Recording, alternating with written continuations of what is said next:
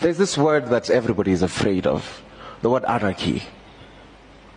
I don't know why you're playing safe around that word. Anarchy is a political ideology. And it is the political ideology that the government wants to push us to. And I say this because if you analyze what the word anarchy is, it's just basically anti-Rutoism. Because what the outgoing President Ruto is running is akin to what could be described as, and pardon my largesse, a kakistocratic democracy. In the sense that the only way you can qualify for this government is if you're utterly corrupt, if you're utterly inept and uneducated, and if you have a name that has bedeviled this country for long.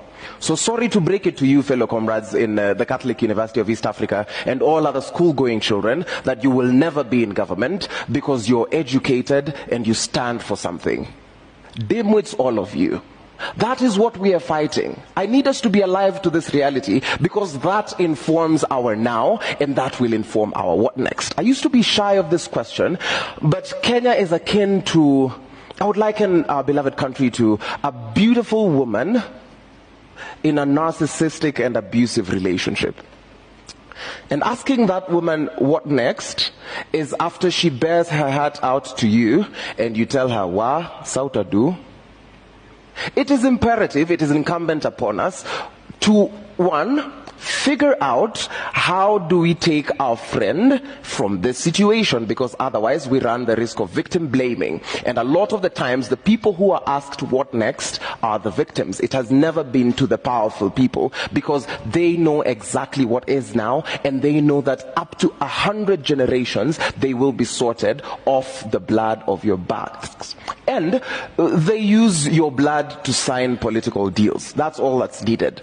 Kitambo, it used to be signatures. Nowadays, the more lucrative thing in my analysis is the blood of young men. Not even for rituals or anything, because you guys are not that important. I need to remind you, when you're walking around, don't you dare think that you're a human being. You're nothing in this country as a young person. We despise you and we hate you. And that is why when there are police excesses and we go on the streets, we are told, tone down. Between you and a headless chicken, I see no difference. This is how we push back. It is in the remembrance of the cruelty that this regime has meted upon us. When you remember that corruption is akin to genocide, when someone steals money that was meant for vaccines, when someone steals money that's meant for higher education, when someone steals money that's meant for food, it should anger you because there are millions who will never get to see the light of day. We push back because of the resolve we have while saying Daima Sisi wa Kenya. We will push back because what next looks like this. We will deal circumfoniously with this government. We will root it out. We will ensure that all these corrupt officials face the law.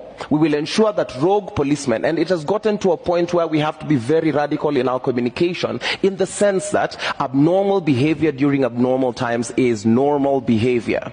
The state is trying to push young men and women to violence because they cannot reason. That is why the only way the state can deal with you is if they criminalize you, because they know they can manipulate criminal law.